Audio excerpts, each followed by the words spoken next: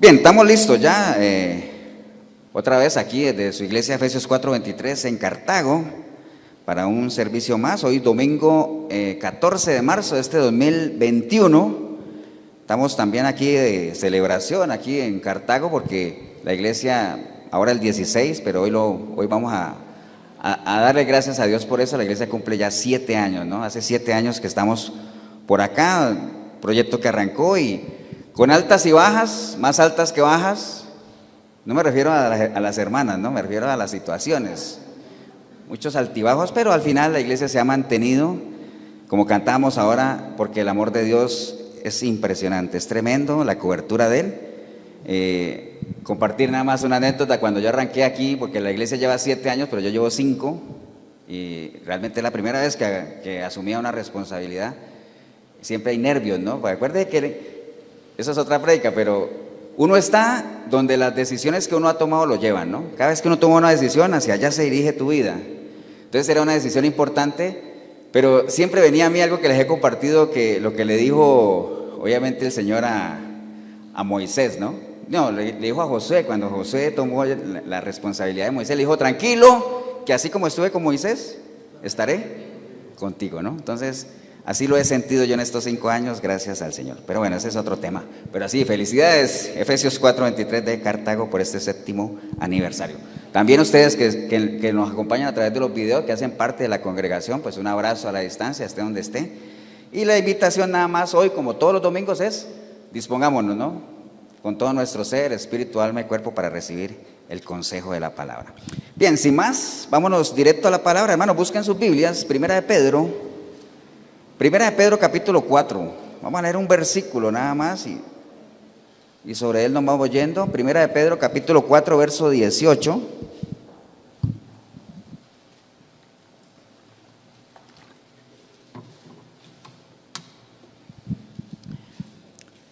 Primera de Pedro 4, 18. Cuando lo tengan me dicen amén.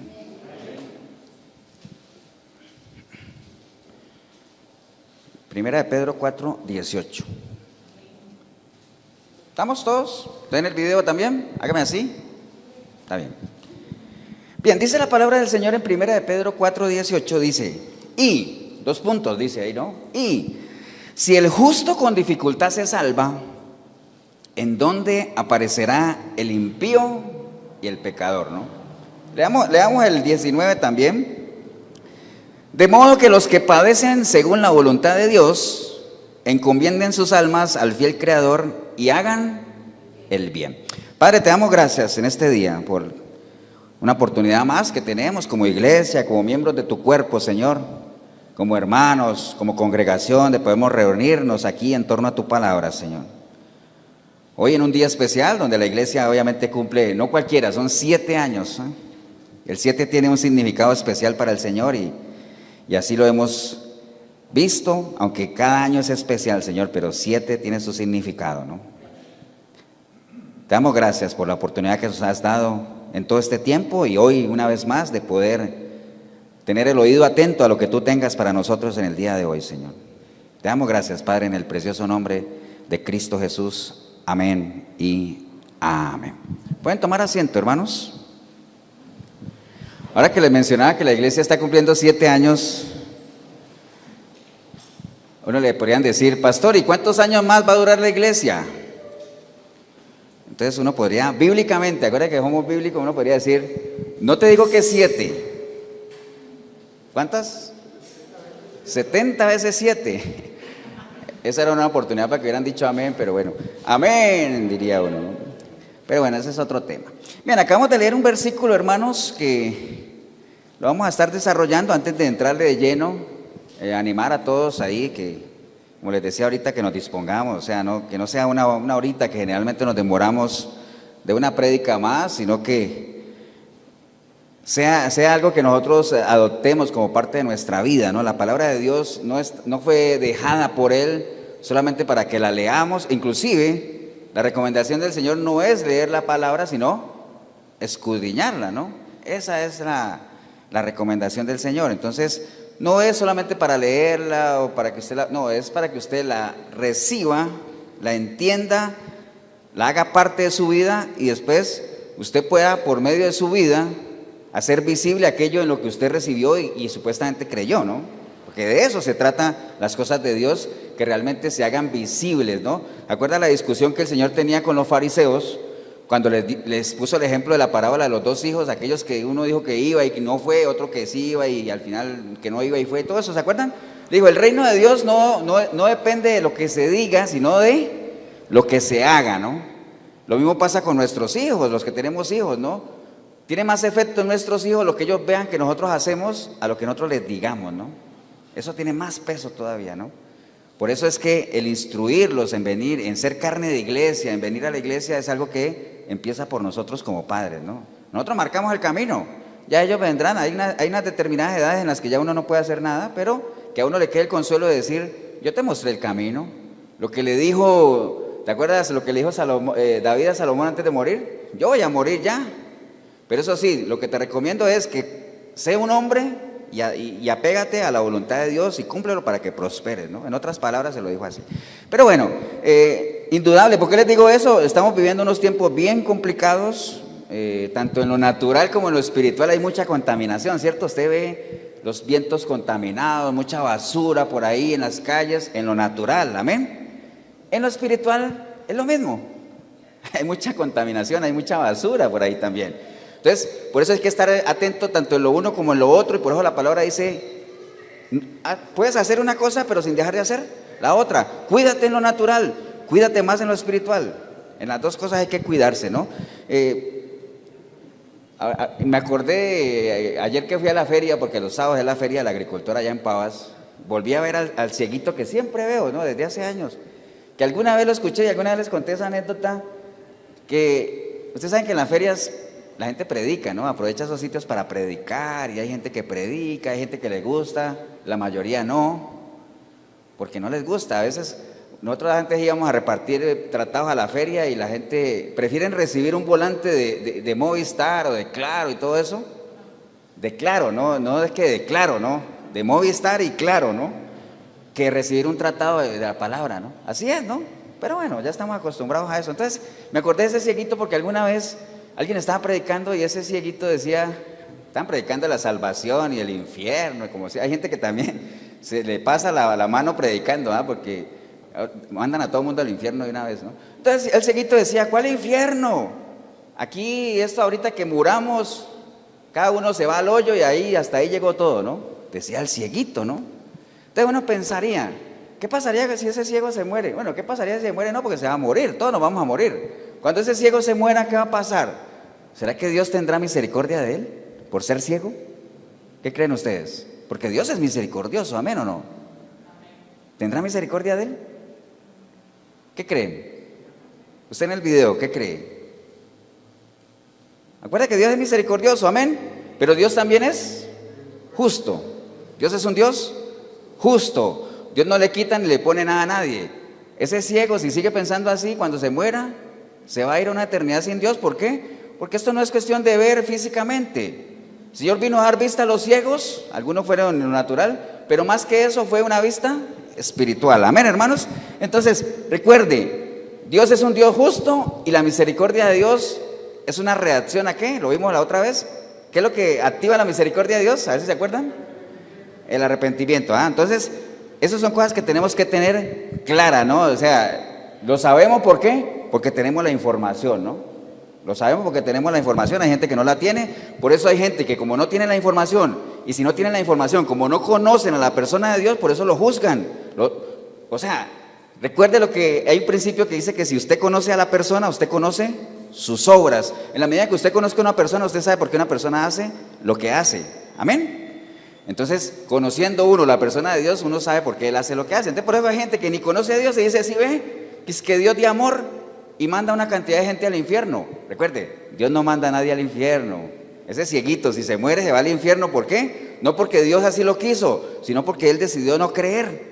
Él no cree que hay vida eterna. Entonces está bien. Pues si él cree en eso, lo importante de los ateos, si usted me está escuchando y usted tiene dudas de creer en Dios, lo importante es que si usted no cree, bueno, está bien, esa es tu fe, ¿no? El no creer. Pero sé consecuente con que no creas, pues cuando estés al borde de la muerte, no clames a un Dios al que has rechazado. Amén. De eso se trata el asunto, ¿no? Entonces, es importante tener la información para que uno pueda entender no solamente a la persona de Dios, sino saber qué es lo que Dios dice con todo lo que dice, que de eso se trata el escudriñar. Mira, acabamos de leer un versículo, el 18, que dice: y si el justo con dificultad se salva, ¿en dónde aparecerá el impío y el pecador, no? Entonces, no sé realmente si usted ha pensado las veces que ha leído ese versículo, qué es lo que usted ha entendido, ¿no? Yo la primera vez que leí eso entendí otra cosa a la que entiendo ahora, que tengo un poquito más de información.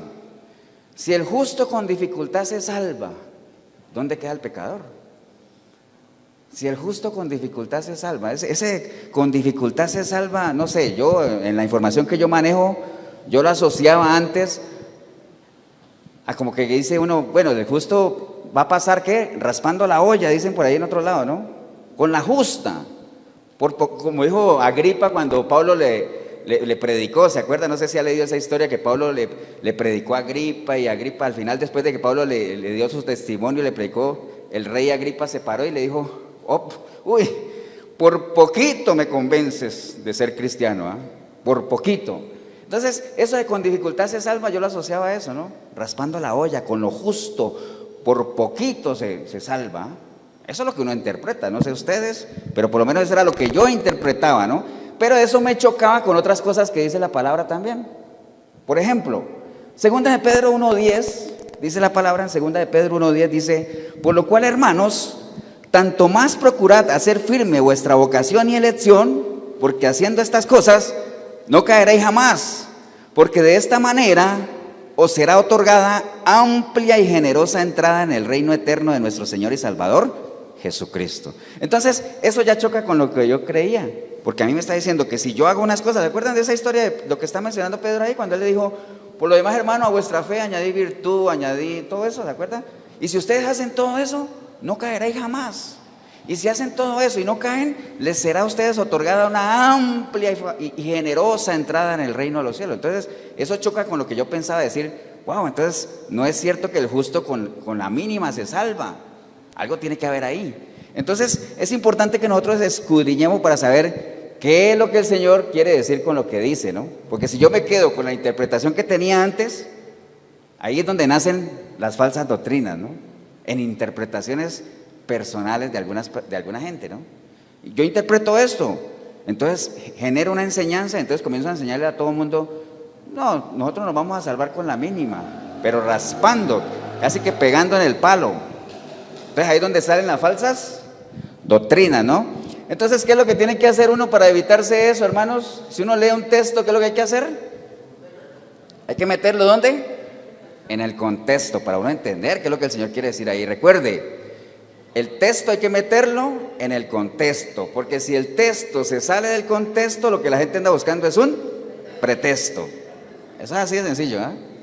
Entonces, claro, como no les gusta lo que la palabra dice, entonces lo sacan del contexto y se van por otra línea que ya comienza a ser doctrinas de hombres, que por cierto hay muchísimas ahora, ¿no? Es parte de la contaminación de lo que yo les estaba contando ahorita. Entonces, qué importante es, hermanos, que nosotros manejemos, ¿qué? El lenguaje, ¿no? ¿Acuerda? Dice la palabra en Filipenses 3:20, dice que nuestra ciudadanía no es de aquí, sino ¿de dónde? De los cielos. Nosotros ya no somos ciudadanos de este mundo, somos ciudadanos del cielo. Ahora usted dirá: pastor, entonces yo dejé de ser tico y dejé de ser colombiano, ¿qué? No, estamos hablando en cosas espirituales, ¿no? Nuestra ciudadanía ya no es de aquí, nuestra ciudadanía es del reino de Dios. Amén. Y como somos habitantes del reino de Dios, tenemos que manejar el lenguaje del reino de Dios.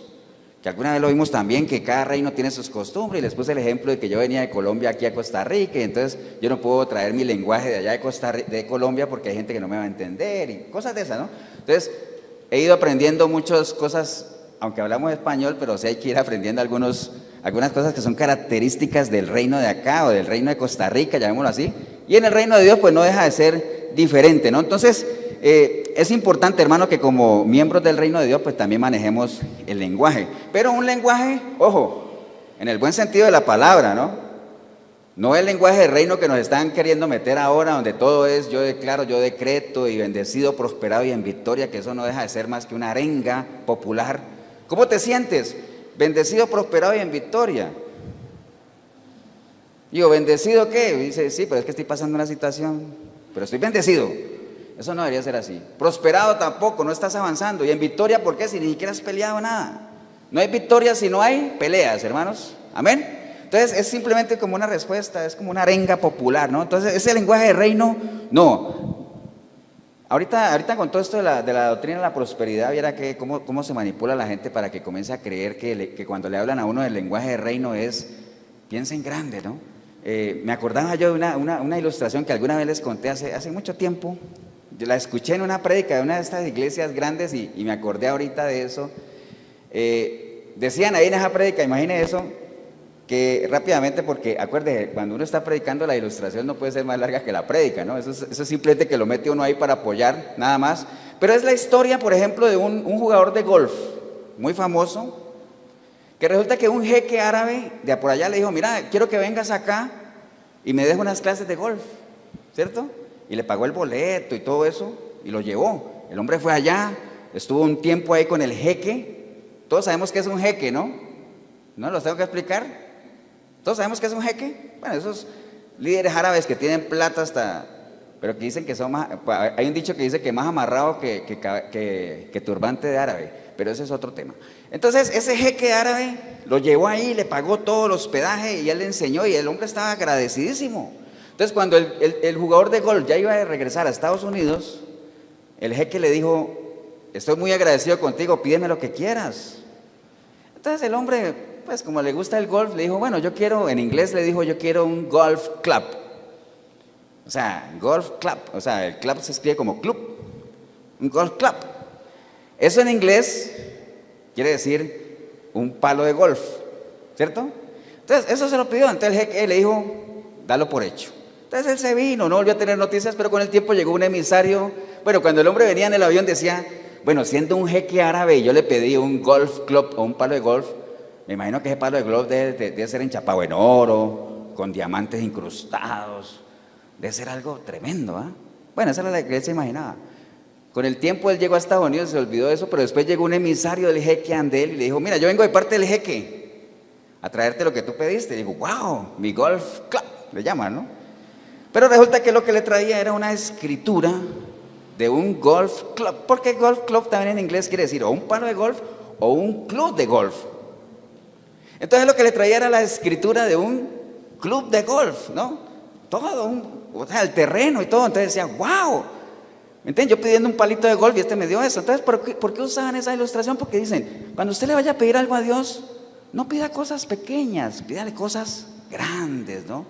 Pídale a lo ancho. Si va a pedir un carro, no le pida cualquier carro, pida un 4x4, un 6x4, lo que sea.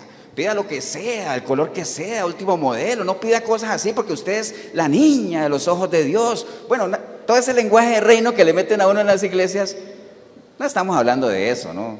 Cuando nosotros tenemos cierta información, sabemos que Dios no trabaja así, amén.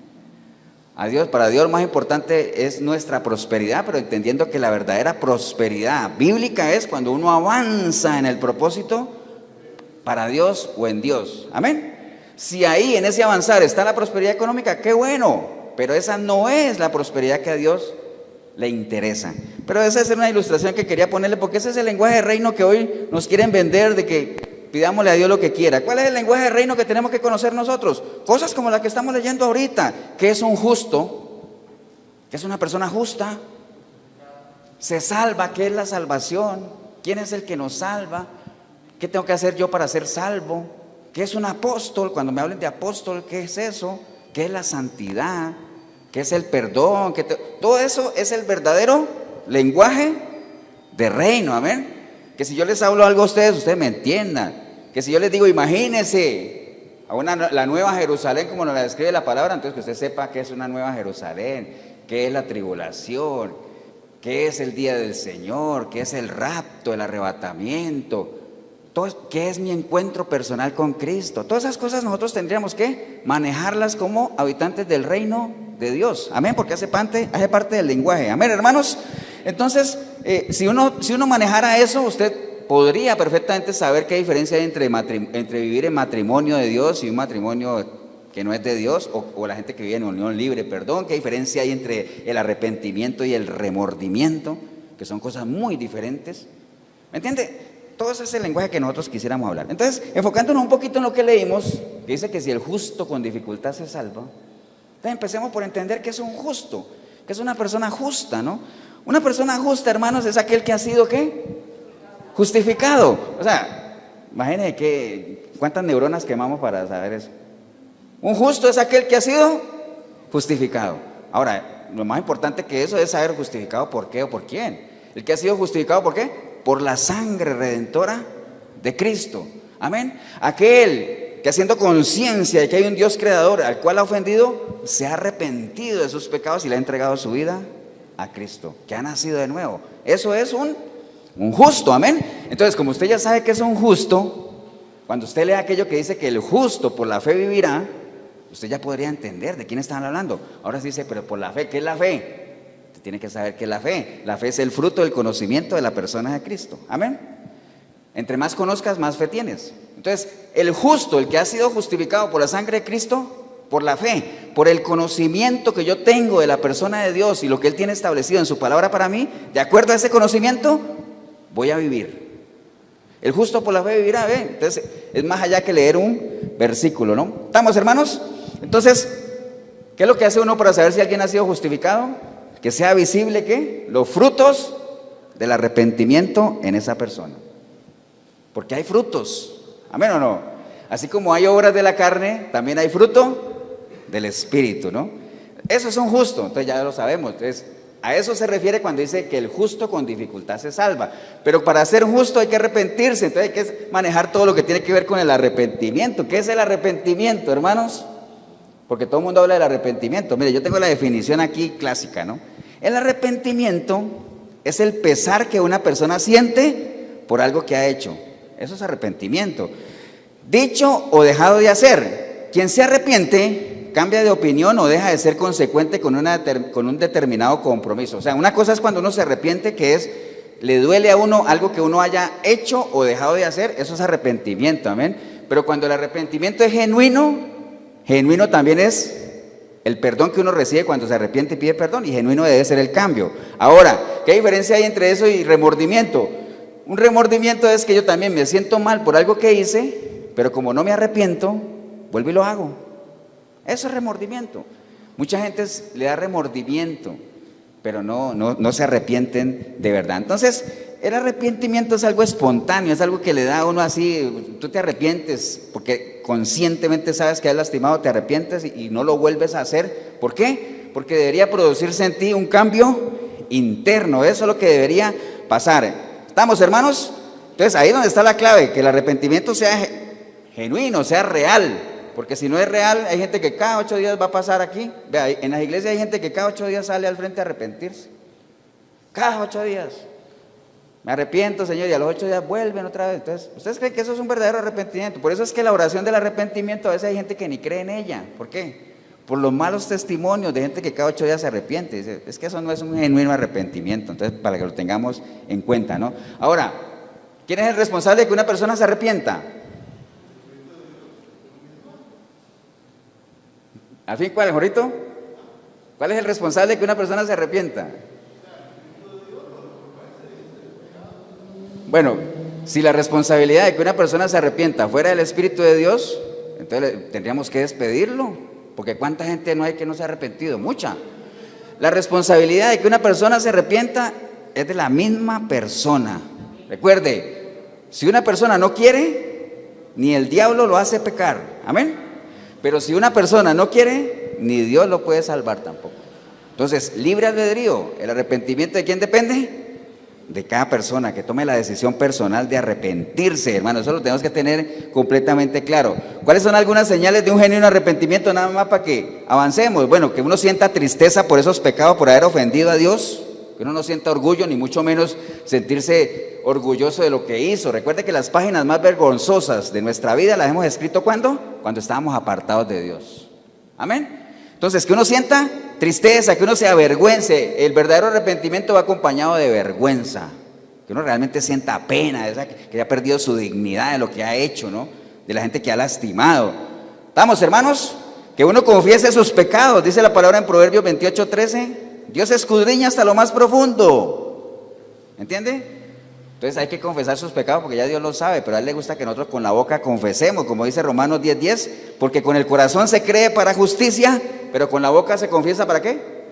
Para salvación. Entonces hay que confesar los pecados, y no solamente confesarlos, sino abandonar esas prácticas. Isaías 55:7 dice: deje el impío su camino y el hombre inicuo sus pensamientos y vuélvase a Jehová, el cual tendrá de él misericordia, y al Dios nuestro, el cual será amplio en perdonar. Entonces tiene que haber un cambio visible. Amén, hermanos. Esa es la mejor señal del arrepentimiento, que haya en nosotros lo que conocemos, por ejemplo, en las mariposas, como la metamorfosis, ¿no?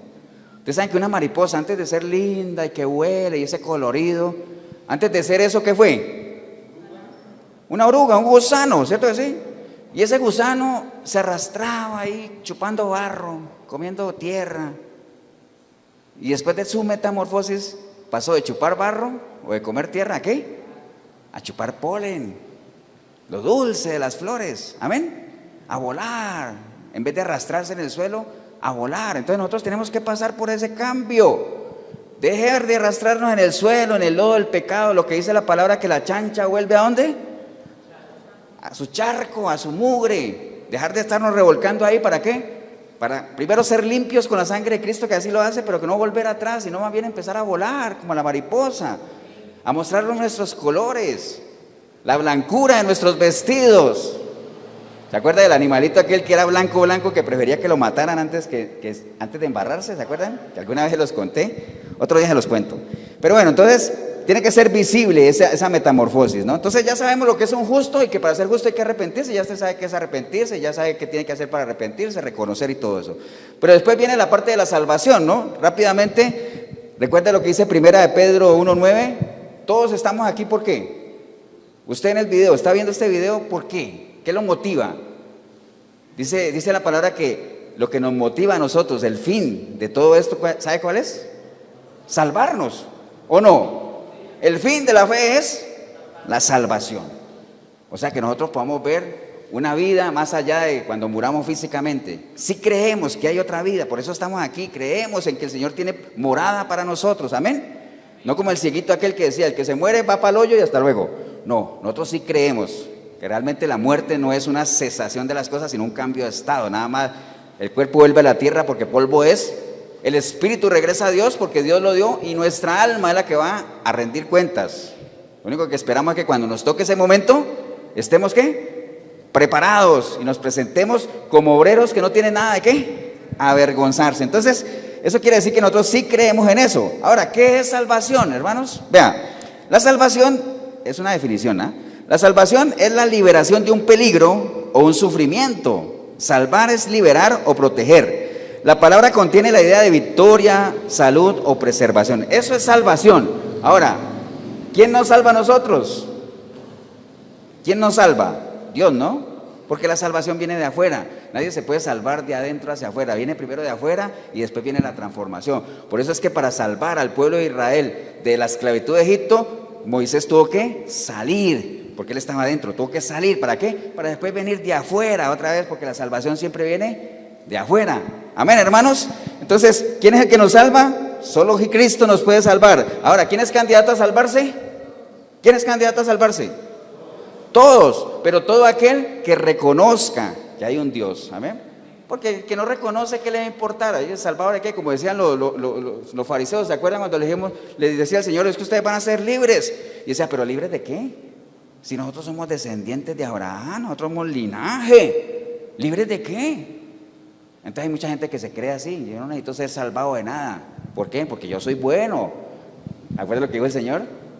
¿Por qué me dices bueno? ¿Bueno con qué? ¿Comparado con quién? Entonces, candidato a salvarse, todos, pero aquel que reconozca que hay un Dios y que le entregue su vida a Cristo, ¿no? ¿De quién depende mantener la salvación? ¿De quién depende que uno se mantenga salvo? De uno mismo, ¿ah? Dios nos salva, nos da el Espíritu Santo, pero nosotros dependemos de mantenernos o no mantenernos. Hay mucha gente, por ejemplo, ¿ustedes creen en esta frase que dice que nada ni nadie nos podrá separar del amor de Dios? ¿Creen en esa frase? ¿Es cierta o no? Bueno, sí es cierta en cierta medida, ¿no? Nada ni nadie nos podrá separar del amor de Dios. Bueno, sí hay una persona que te puede separar del amor de Dios, que eres tú mismo, ¿ah?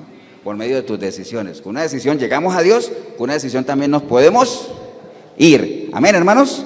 Entonces, por ejemplo, ahí en torno a la salvación salen muchas doctrinas ahí de eso de que salvo siempre es salvo y que si usted le entregó su vida a Cristo ya usted es salvo, haga lo que haga. Eso es una falsa doctrina, porque la palabra insiste mucho en que aquel que persevere, el que se mantenga hasta el final, será salvo. Y acabamos de leer un mensaje, un versículo que dice, mire, si el justo con dificultad se salva, entonces eso echa por tierra toda esa doctrina de que el salvo siempre es salvo, porque entonces diría, el justo siempre será salvo. No, el justo con dificultad se salva. Ahorita le vamos a caer a eso, ¿no? Ahora, ¿de qué creen ustedes que somos salvados?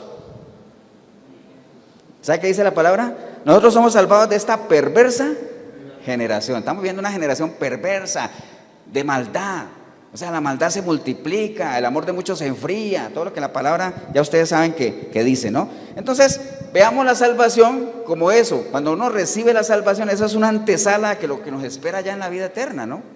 Por eso es que uno tiene que tomar buenas decisiones aquí en lo temporal que repercutan allá en la eternidad. Siembra en el reino de Dios, no estoy hablando de plata, estoy hablando de que siembre su vida, su tiempo, su dedicación, su amor, su esfuerzo, siémbrelo en el reino de Dios. ¿Para qué? Para que pueda cosechar allá en la eternidad. Porque aquí no hagamos tesoros aquí en la tierra, porque todo se va a quedar aquí. Pensemos en las cosas espirituales, hermano. ¿Estamos, hermanos? Entonces ya nosotros sabemos que es un justo, que es arrepentirse, que es la salvación. Entonces ya lo sabemos, entonces ahora sí podemos caerle al versículo. Cuando uno lee, con dificultad se salva, entonces ya podemos verlo de otra forma.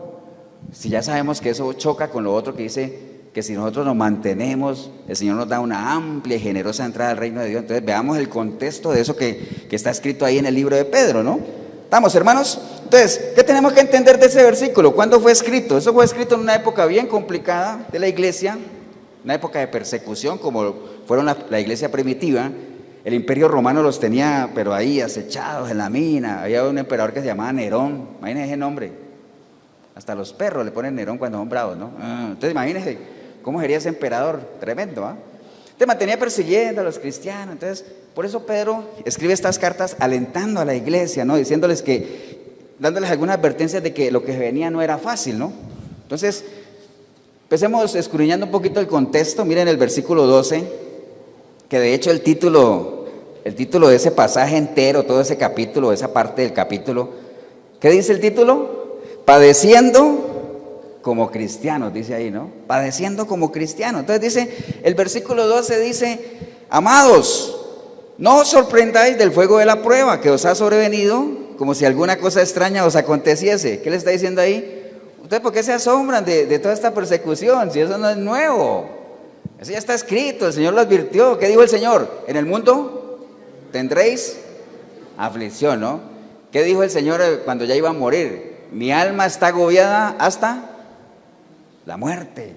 Mi alma está agobiada hasta la muerte. Eso quiere decir que vamos a estar agobiados, vamos a tener persecución. O sea, lo que pasa es que la persecución que recibimos ahora no tiene nada que ver con la que recibían en esos tiempos, ¿no? Nada que ver. Aún así hay gente que se resiente mucho y se le habla duro, se le da un versículo de la palabra y ya, ay, qué duro, ¿ah? Duro era eso de estar encerrado ahí con 4 leones. Eso sí era duro. Amén o no, hermanos.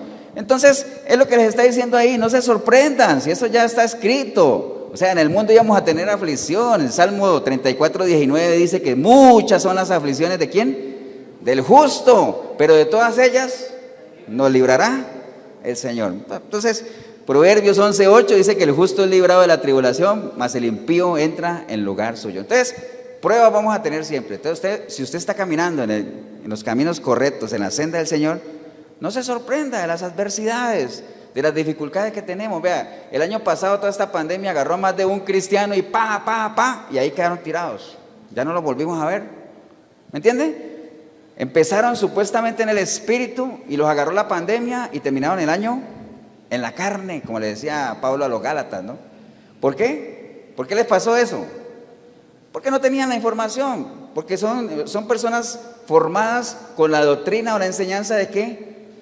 De que en Cristo no hay sufrimiento, pare de sufrir, venga aquí, solucione su vida, entréguele su vida al Señor, olvídese de los problemas, ni la muerte tocará tu casa, cosas como esa, ¿no? Falsas doctrinas. Hay que instruirse en la verdadera palabra del Señor. ¿Para qué? Para que cuando vengan estas cosas, nosotros leamos lo que Pedro le decía a la iglesia. ¿Por qué se sorprenden? ¿Por qué se sorprenden? Si esas son cosas que iban a venir. Acuérdese que el carácter del cristiano se mide ¿dónde? En la adversidad. Amén. Ahí es donde usted sabe quién es quién. En la adversidad, porque en la bonanza es muy fácil darle gracias a Dios. En la abundancia. Pero en la escasez, ahí es donde verdaderamente se sabe quién es el que se mantiene, ¿no? Hay gente que le gusta, ¿recuerda que hemos hablado de la paciencia? Yo quiero tener paciencia, Dios, dame paciencia. Bueno, lo que dice Dios es que la tribulación produce paciencia. Entonces, ¿dónde se adquiere la paciencia? En medio de la adversidad. ¿Estamos, hermanos? Entonces, ahí le dice en el versículo 12, ¿por qué se sorprenden del fuego de la prueba? Si eso no es nada nuevo. Sino que les dice en el 13 es, sino gozaos por cuanto sois participantes de los padecimientos de Cristo, para que también en la revelación de su gloria os gocéis con gran alegría. ¿Por qué se sorprenden de la prueba? Gócense. ¿Qué decía Pablo también? Gozaos, hermanos. ¿Dónde estaba él? En la cárcel. Entonces, ¿por qué se sorprenden de la adversidad? Hay que gozarse en el Señor. Hay que gozarse, amén. Recuerde que gozarse no tiene nada que ver con estarse riendo a toda hora, ¿no? La risa santa que hay en las iglesias. Y mira qué gozosa está la hermana María Eugenia. Mira, no ha parado de reírse. Eso no tiene nada que ver con el gozo. El gozo es un fruto del Espíritu, entonces está por dentro. Los frutos están por dentro. Obviamente es invisible. Obviamente, si una persona está gozosa, pues uno dice que el corazón contento, ¿qué pasa? Hermosea el rostro, amén. Entonces se le ve, pero no tiene que estarse uno riendo a toda hora, ¿no? O sea, nada que ver. Entonces hay que gozarse. Recuerde, hermanos, que cuando el Señor liberó al pueblo de Egipto, no fue que los liberó aquí y los trasladó de una a la tierra prometida. No fue así. Ellos pasaron, ¿qué? Su periodo de prueba en el desierto, su periodo de adversidad. Y ya todos conocemos la historia que más de una generación o una generación entera se quedó ahí tirada, ¿no? ¿Por qué? Porque no estaban preparados, o sea, querían que los pasaran de aquí a acá. No quisieron pasar por el desierto, ¿no? Entonces todos tenemos que pasar por ahí. ¿Queremos disfrutar de las bendiciones de Dios? Estemos preparados para pasar, ¿por qué? Por periodos de adversidad, porque es parte, es lo que forma nuestra identidad cristiana, ¿no? ¿Estamos, hermanos? ¿Amén o no? Entonces, no nos extrañemos de nuestro paso por el desierto. Recuerden que cuando la Biblia se habla de desierto, habla de ese, todos sabemos que es un desierto, ¿no? Hablando del lenguaje del reino, ¿no? Si yo les hablo a ustedes de desierto, todo el mundo se imagina ese lugar inhóspito, caliente, sin vida, para donde yo mire parece que no hay camino, no hay salida. Eso es un desierto, ¿cierto que sí? Entonces nosotros pasamos por desiertos espirituales o situaciones en las cuales creemos que no hay salida, que de esta no salgo. Y entonces escuchamos esa canción que dice, senda Dios hará, donde piensas que no hay, ¿no? ¿Cierto que sí? Le ayuda a uno bastante, ¿no? Entonces, esto del desierto es clave, ¿no? ¿Por qué el Señor llevó a la gente al desierto? Mire, número 24 dice... que la gente se quejaba y le decía en número 24, Señor, ¿por qué hiciste venir a la congregación a este desierto para que muramos aquí, nosotros y nuestras bestias? Esa era la queja de la gente, ¿no? ¿Y qué le respondió el Señor? Deuteronomio 8:2, y te acordarás de todo el camino por donde te ha traído Jehová a estos 40 años en el desierto. ¿Sabe para qué? Para afligirte, para probarte y para saber lo que había en tu corazón, si habías de guardar o no sus mandamientos.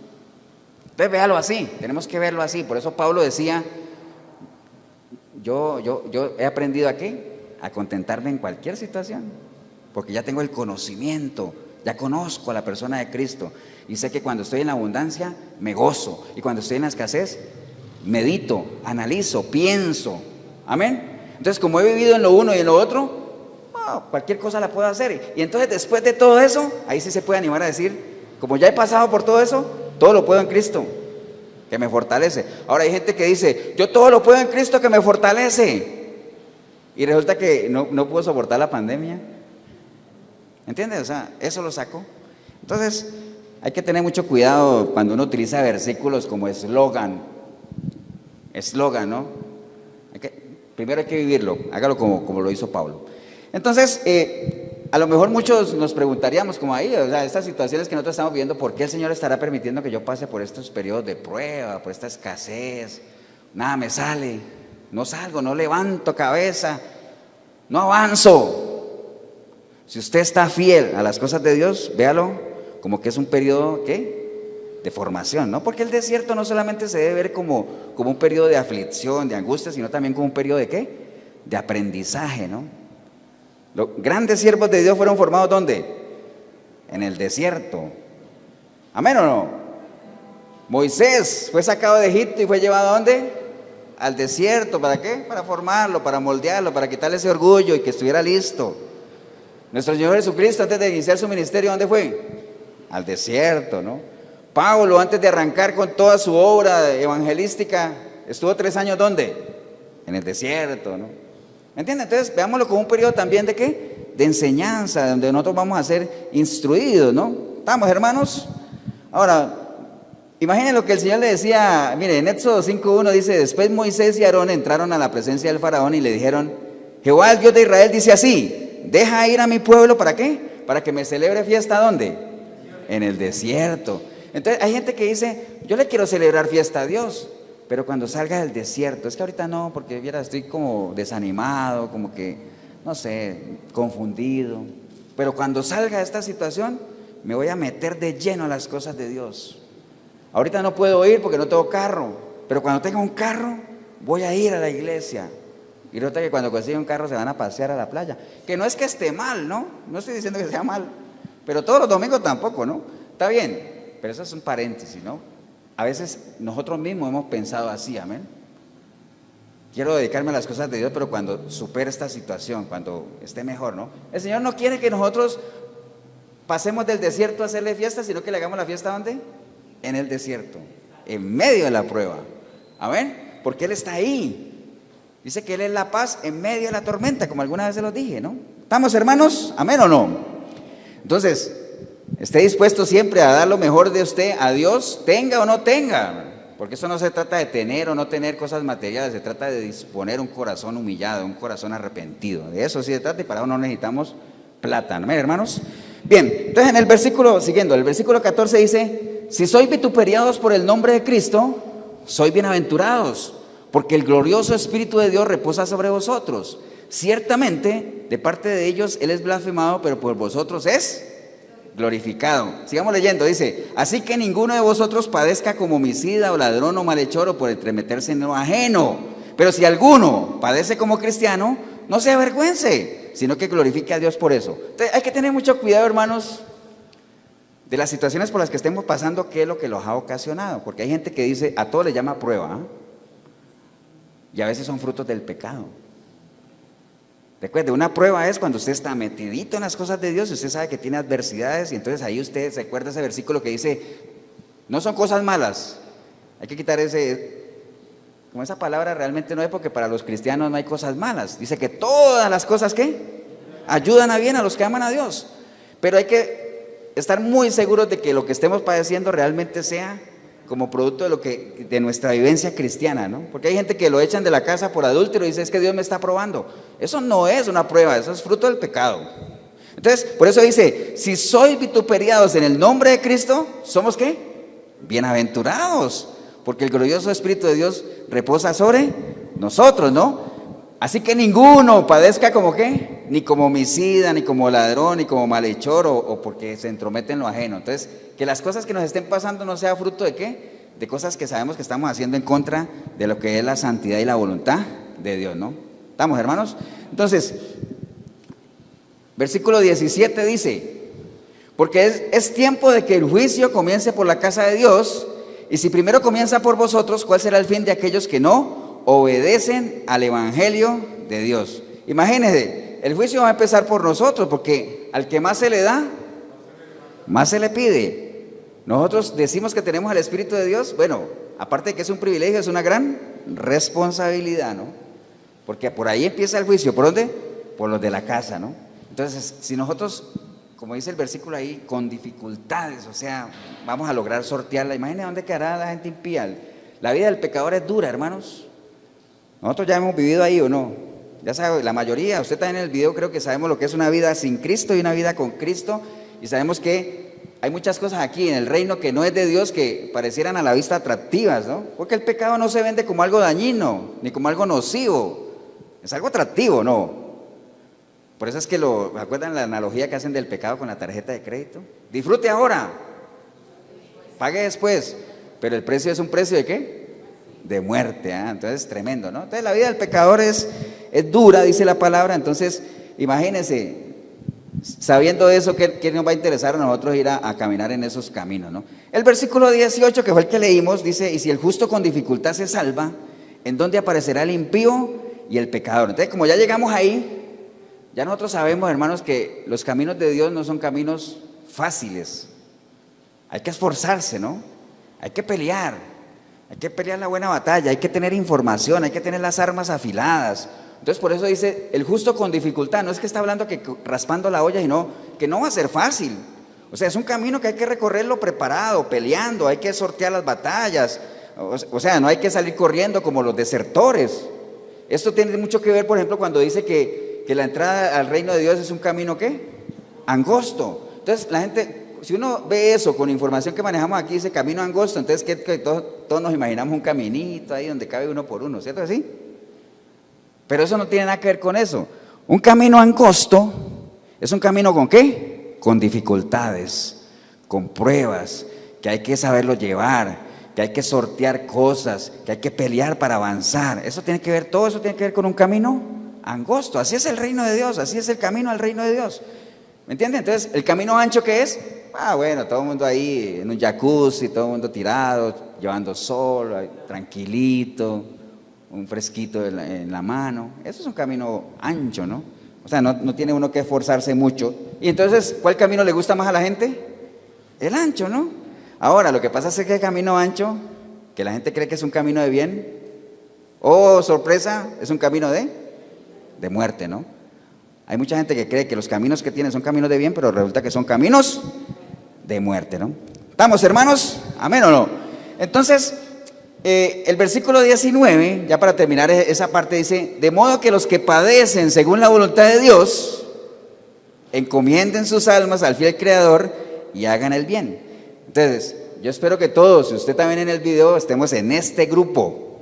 De modo que los que padecen según la voluntad de Dios, todos nosotros espero, ¿qué es lo que tenemos que hacer?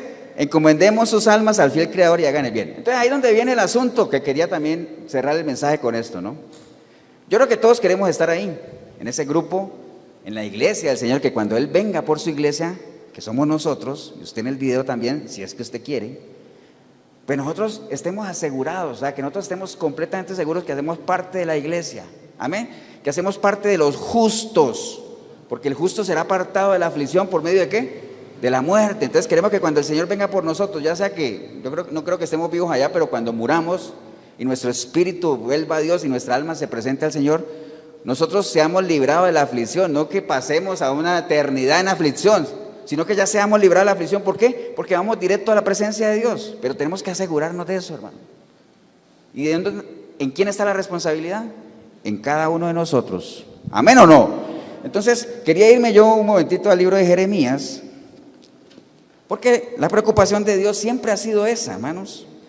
Toda la vida, siempre, desde el Antiguo Testamento, el pueblo de Dios siempre ha caminado en rebeldía, ¿no? Entonces, Jeremías 6:16, si quiere anote la cita nada más, pero mire que en Jeremías 6:16, el Señor obviamente, porque como la historia de Dios y su pueblo siempre ha sido la misma, la gente también iba mal, rebelde y todo eso. Acuerde que Jeremías tenía esa misión que por cierto le fue mal porque Jeremías no logró que nadie se arrepintiera, pero él hizo lo suyo, él llevó el mensaje de Dios. Dios le dijo, ve y di esto, y él lo hizo. Entonces, no nos preocupemos, hermanos, si no logramos que nadie se arrepienta. O sea, lo que tenemos que preocuparnos es que nosotros no hagamos el esfuerzo, porque recuerde que la responsabilidad no es nuestra, ¿no? No se preocupe si la gente que usted invita no viene a la iglesia, preocúpese si usted no invita a nadie a la iglesia, eso sí, ¿no? Pero bueno, mire lo que le decía Jeremías en 6:16 al pueblo. Dice, así dijo Jehová, paraos en los caminos y mirad y preguntad por las sendas antiguas, cuál sea el buen camino y andad por él y hallaréis descanso para vuestra alma. Y entonces la gente le dijeron, no andaremos. Entonces esa fue una advertencia ahí que el Señor siempre ha estado, digamos, como que la sana intención de Dios es que la gente se pare en sus caminos. O sea, cuando dice parados, ¿qué quiere decir? Hagan una pausa, ¿no? Dejen de avanzar, analicen lo que están viviendo, miren lo que han vivido y miren a ver si en lo que han vivido hay cosas buenas y vuelvan ahí. regresen a las primeras obras, vayan a la senda antigua, ¿me entiende? Porque como van mal. Eso es como cuando usted ve que alguien va mal y dice, hey, suave, como dicen aquí en Costa Rica, ¿no? Suave, párate un momentito, paradito, mira para dónde vas por mal, revisa lo que has caminado, y si en lo que has caminado hay algo bueno, regresa ahí, porque como va mal, amén. Entonces eso fue lo que les digo. Entonces obviamente la gente no quiso hacer caso, pero hay algunas recomendaciones ahí en la palabra, hermano, para que nosotros nos aseguremos realmente que vamos por el camino correcto, ¿no? Primero esa recomendación de que paremos, meditemos, analicemos y revisemos a ver qué hemos hecho bueno para que volvamos ahí, ¿no?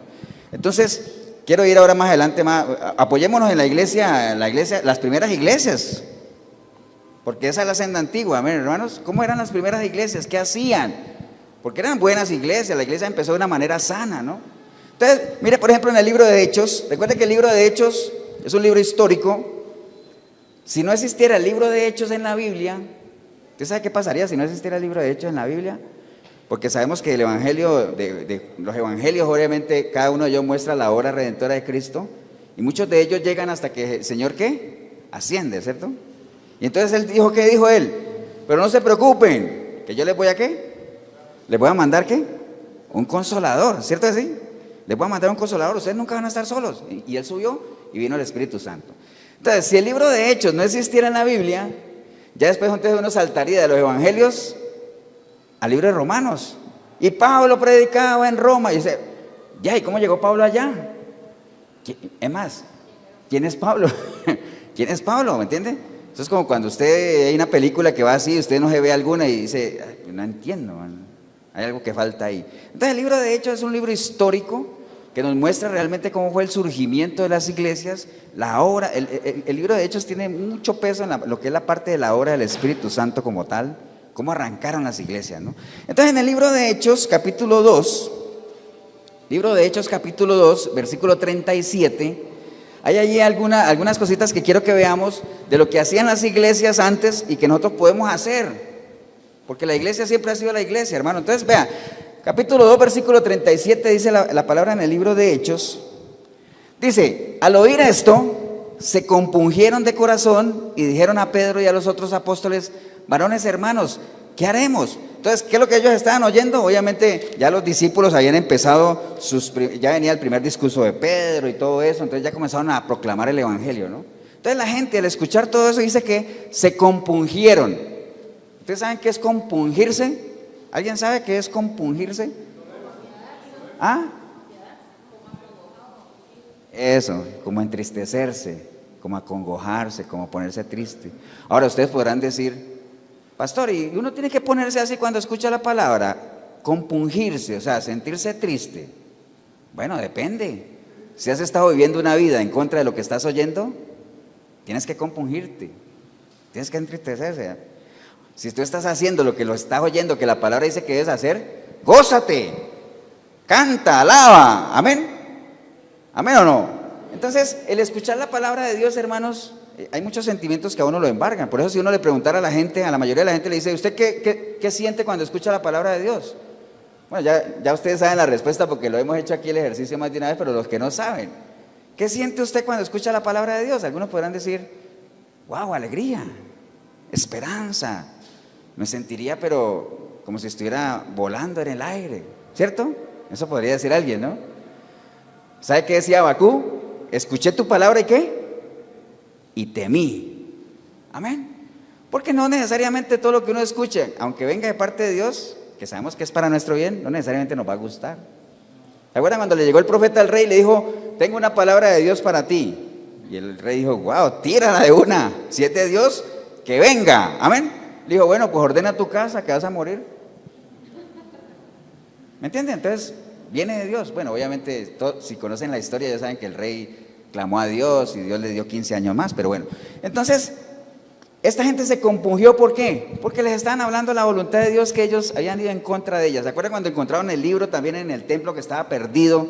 Que Esdras se puso a leerlo a la gente y la gente comenzó a llorar. ¿Por qué? Pues imagínense, estaba perdida la palabra. Entonces uno debería sentir dolor cuando uno escucha la verdadera palabra de Dios y uno ha estado caminando en contra de ella, uno debe compungirse. Entonces hay que sentir eso, hay que tener temor, hay que tener de todo con reverencia a la palabra. Hay gente que oye la palabra y le da lo mismo, ¿no? Vamos, hermanos. Bien, después dice el versículo, quiero ir más adelante al versículo 42. Dice, y perseveraban en la doctrina de los apóstoles. Y perseveraban en la doctrina de los apóstoles. ¿Cuál era la doctrina de los apóstoles, hermanos? Cuando yo digo la doctrina de los apóstoles, ¿de qué estoy hablando? De lo que ellos enseñaban, de lo que los apóstoles enseñaban. ¿Qué enseñaban los apóstoles? El evangelio. Amén. Todo eso lo sabemos porque ya conocemos las palabras, ¿no? La doctrina de los apóstoles. ¿Quién eran los apóstoles? Los que el Señor dejó con la misión de llevar el evangelio. ¿Qué es doctrina? Una enseñanza. ¿Y qué era lo que ellos enseñaban? El evangelio de Jesucristo. Entonces, cuando ellos empezaron a escuchar ese evangelio y todo eso, primero se compungieron y después dice que ellos seguían esa doctrina, que es lo que nosotros tenemos que hacer, seguir la doctrina de los apóstoles, los evangelios, lo que está aquí, pero de los apóstoles, no de los apóstoles de ahora, que son otras doctrinas, eso no está aquí. Amén, hermanos. Entonces, les estoy haciendo un paralelo para que ustedes vean que el problema es que la iglesia hoy en día, todo se ha salido de orden. En las iglesias hoy en día ya nada que ver con lo que estamos leyendo aquí, ya las iglesias se fueron por otro lado, ya no se preocupan ni por el pecado, ni nada de eso, ni, bueno, una cantidad de cosas que ya no vale la pena ni seguir insistiendo en eso. Sí vale la pena seguir insistiendo en eso, lo que pasa es que ahorita no por cuestiones de tiempo, pero son cosas que ya sabemos, ¿no? La prosperidad y todo eso que ya ustedes saben ahí. Pero bueno, entonces seguían la doctrina ¿de quién? De los apóstoles. Ahí mismo en ese versículo dice, 44, en el 42b dice, en la comunión unos con otros, en la comunión unos con otros y en el partimiento del pan, en las oraciones. ¿Qué había en la iglesia, hermanos? ¿Había qué? Comunión. ¿Qué es comunión para nosotros? Cuando nosotros decimos, la iglesia está en comunión, ¿cómo lo puede ver uno visiblemente? Cuando la iglesia, ¿qué? Cuando se congregan, ¿cierto que sí? Congregarse es importante. A veces hay gente que dice que no es importante congregarse. Es importante congregarse. ¿Por qué? Porque ahí hay comunión. Ahí nos podemos exhortar unos a otros, podemos crecer como un mismo cuerpo, podemos consolarnos unos a otros. Entonces, en ese entonces había ¿qué? Comunión. Y no solamente que había comunión, sino que dice que repartían a todos. El versículo 42 dice, en el partimiento del pan y en las oraciones. Tenemos que ser personas ¿de qué? De oración. Entienda que orar, cuando yo le hablo a usted de orar, ya usted debería saber qué es orar, ¿no? ¿Qué es orar? Hablar con Dios. Orar es hablar con Dios. Entonces usted no puede decir, pastor, es que yo no oro porque yo no sé orar. Pero tú sabes hablar, ¿sí? Y entonces, ¿por qué no hablas con Dios? Como alguna vez un señor llegó aquí y me dijo, pastor, ore por mí. Digo, ¿y tú por qué no oras? Y dice, pastor, es que yo no sé leer. Y le digo, ¿pero tú tienes mamá? Sí. ¿Y tú hablas con tu mamá? Sí. ¿Y tu mamá te entiende? Sí. ¿Y entonces por qué no hablas con Dios? No necesitas saber leer. Es una vergüenza que no sepas leer, porque ahorita con tanta cosa no hay excusa, amén. Cualquiera te puede enseñar, hasta la misma palabra te enseña, porque dice que la palabra es más simple, ¿qué cosa? Lo hace sabio, amén. No necesitas ser un erudito, ni que vayas a descubrir y vayas a ir a Marte y a miércoles tampoco, ¿no? Chiste tan malo, ¿no? Bueno, eso es un paréntesis. Entonces, no necesitas ser un erudito. Si sabes hablar, comunícate, así como hablas con tu mamá. Y le dije yo a la persona, ¿y tú sabes lo que a tu mamá le disgusta? Sí. ¿Por qué lo sabes? Porque ella me lo ha dicho. Entonces, tú sabes lo que a Dios le disgusta, entonces no lo hagas, no necesitas saber leer. O sea, habla con Él, pero aprende a leer. Ese era otro tema. Bien, el versículo 43, hermanos, dice, y sobrevino temor a toda persona y muchas maravillas y señales eran hechas por los apóstoles. Entonces, ¿era una iglesia qué? Temerosa. Era una iglesia temerosa, pero no de ese temor, no de ese miedo, que hay gente que le tiene miedo a Dios, que creen que Dios es como lo pintan a veces en las caricaturas, que un señor con una barba blanca ahí y está listo a tirarle un rayo a la gente. No es ese miedo, ¿me entiende? Tiene que haber un temor. ¿Ese temor de qué? De perder una relación con Él, o sea, de cuidar, de saber que uno está resguardado en Él.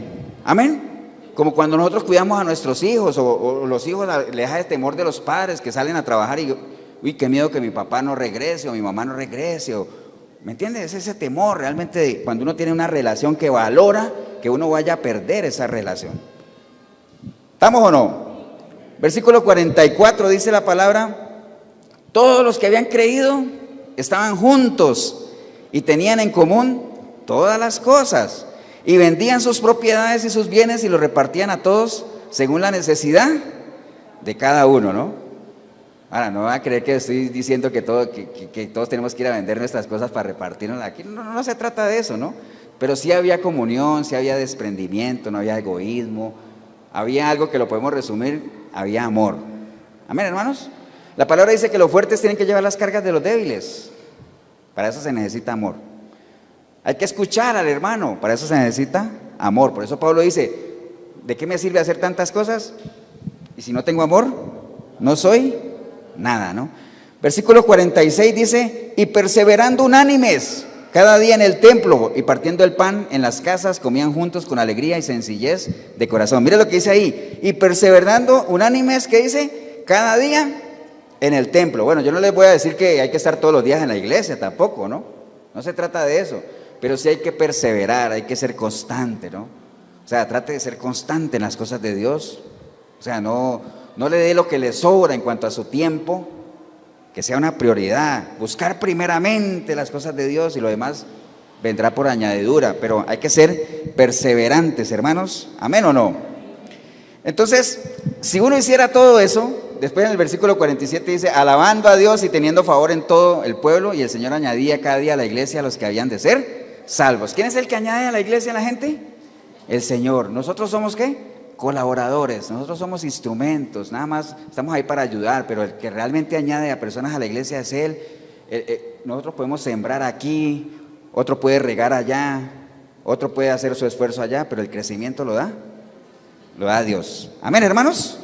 Entonces, eso debería ser la iglesia. ¿Para qué tenemos que hacer eso? Para que nosotros nos aseguremos que realmente somos justos, que somos parte de la iglesia. Y aún asegurándonos de todo eso, el camino que nos espera no es un camino fácil, es un camino ¿de qué? De dificultades. Amén, hermanos. Entonces voy a volver otra vez a Jeremías un momentito nada más, porque Jeremías 6:16, no lo busquen.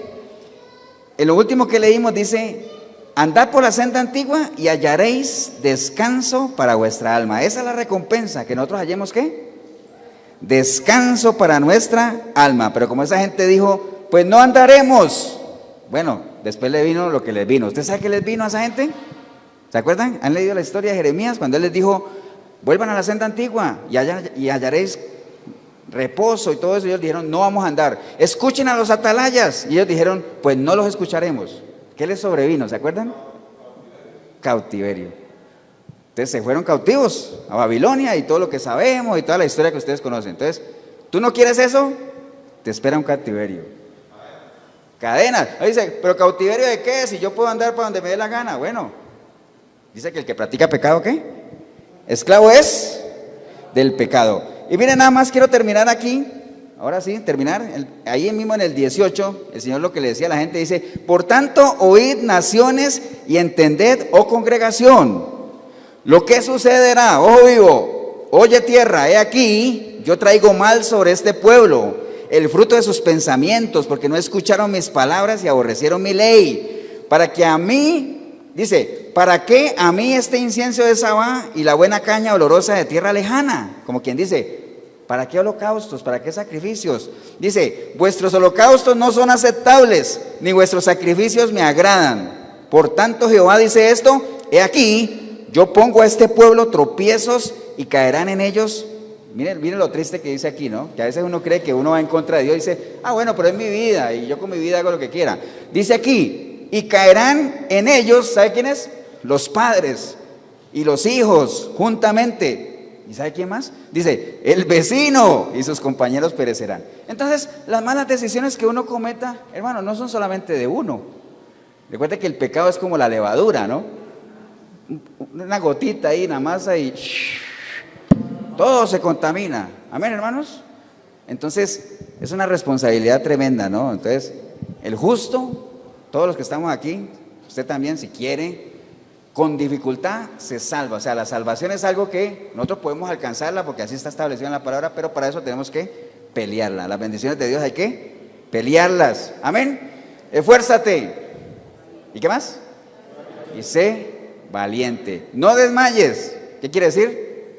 No retrocedas, no te desanimes, sigue adelante, que lo que nos espera es grandes cosas en el Señor, como cantamos al principio, ¿no? Grande es el Señor, ¿de acuerdan? Pónganse de pie, vamos a darle gracias a Dios, hermanos. Padre, te damos gracias en este día, Señor,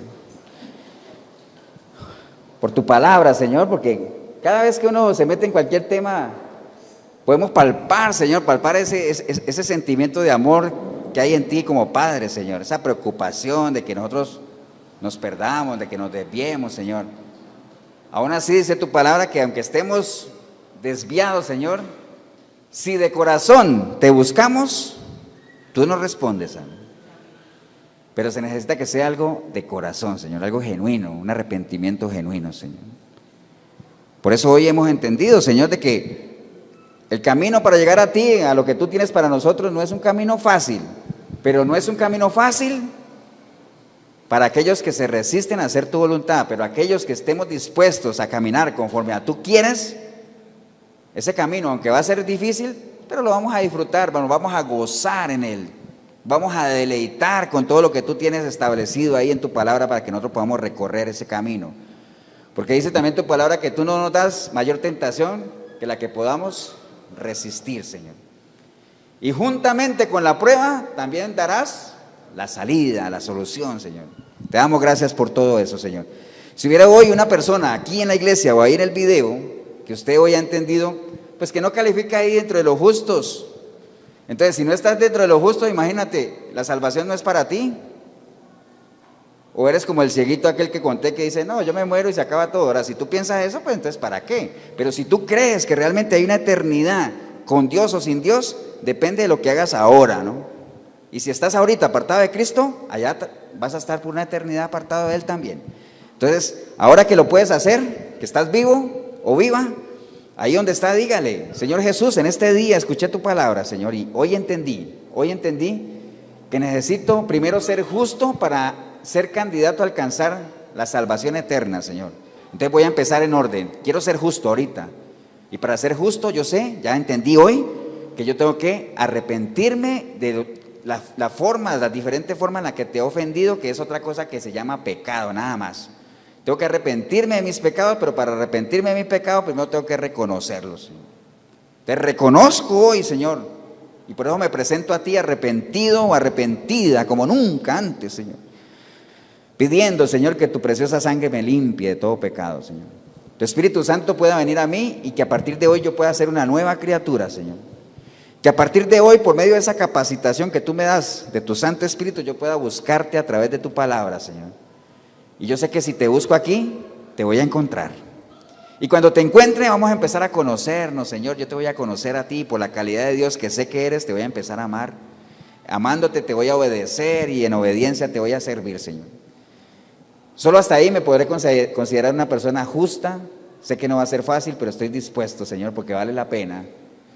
Como dices tú mismo en tu palabra, todo lo que hagamos para ti no es en vano, Señor. Te doy gracias, Padre, en el precioso nombre de Jesucristo, nuestro Señor. Amén y amén. Le damos un aplauso, hermanos.